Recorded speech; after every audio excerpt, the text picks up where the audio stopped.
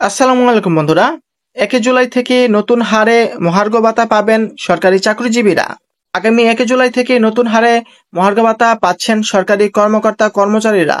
Budget ঘোষণা উপলক্ষে চূড়ান্ত সিদ্ধান্ত অনুযায়ী প্রথম থেকে নবম গ্রেডের কর্মকর্তা কর্মচারীরা পাবেন 15% হারে মহার্ঘ ভাতা, আর দশম থেকে 20 গ্রেডের কর্মীরা পাবেন 20% হারে ভাতা। অর্থ মন্ত্রণালয়ের এক সিনিয়র কর্মকর্তা জানিয়েছেন, মঙ্গলবার অর্থ মন্ত্রণালয়ে অনুষ্ঠিত এক বৈঠকে এই হার চূড়ান্ত করা হয়েছে। একই সঙ্গে অর্থ উপদেষ্টা ডক্টর সালেউদ্দিন আহমেদ বিষয়টি নিশ্চিত করে জানিয়েছেন, এবারের বাজেটে সরকারি চাকরিজীবীদের জন্য মহার্ঘ ভাতার প্রস্তাব সক্রিয়ভাবে বিবেচনায় রয়েছে এবং এই বিষয়টি একটি কমিটি কাজ করছে। তবে মহার্ঘ ভাতা কার্যকরের সঙ্গে সঙ্গে 2023-24 অর্থবছর থেকে পাওয়া 5% বিশেষ প্রণোদনার সুবিধা বাতিল হয়ে যাবে।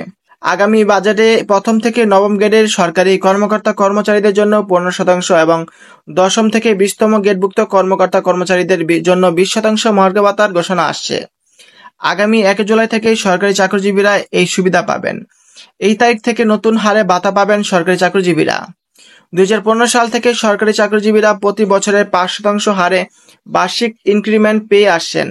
তবে গত বছরে সংসদ নির্বাচনের আগে 2023 সালের জুলাই থেকে বার্ষিক ইনক্রিমেন্টের পাশাপাশি অতিরিক্ত 5% হারে বিশেষ প্রণোদনা চালু করে আওয়ামী লীগ সরকার। এই বিষয়ে প্রণোদনা এখন অব্যাহত আছে। তবে মহার্ঘ ভাতা কার্যকরের সঙ্গে সঙ্গে 2023-24 অর্থবছর থেকে পাওয়া 5% বিশেষ প্রণোদনা সুবিধা বাতিল হয়ে যাবে। অর্থাৎ আগামী জুলাই থেকে 5% বার্ষিক ইনক্রিমেন্টের সঙ্গে মহার্ঘ ভাতা পাবেন সরকারি চাকরিজীবীরা। এতে সরকারের প্রায় 7,000 কোটি টাকার বাড়তি ব্যয় হবে বলে জানান মন্ত্রণালয়ের এক কর্মকর্তা। হাসিনা সরকারের পর সরকারি কর্মচারীদের উপর ক্রমবর্ধমান মূল্যস্ফীতির চাপ কমাতে গত ডিসেম্বর একটি কমিটি গঠিত হয়। সেখানে দশম থেকে 20তম গ্রেডের কর্মীদের জন্য 20% এবং প্রথম থেকে নবম গ্রেডের কর্মীদের জন্য 10%, 10 থেকে 15% মহার্ঘ ভাতা দেওয়ার প্রস্তাব আসে। এই কমিটি একাধিকবার বৈঠকও করে। তাতে জনপ্রশাসন সচিব চলতি বছরের জানুয়ারি থেকে এটি কার্যকর করার পরামর্শ দিয়েছিলেন। তবে অর্থনৈতিক সীমাবদ্ধতার কারণে ভাতা দেওয়ার পরিকল্পনা আপত্তি তোলেন সরকারের একাধিক উপদেষ্টার ঘনিষ্ঠ কিছু অর্থনীতিবিদ। তারা কেউ ব্যক্তিগতভাবে উপদেষ্টাদের সঙ্গে যোগাযোগ করে প্রস্তাবের বিরোধিতা করেন। সেই সময় অর্থ উপদেষ্টা বলেছেন, এই বিষয়ে তখনও কোনো সিদ্ধান্ত হয়নি।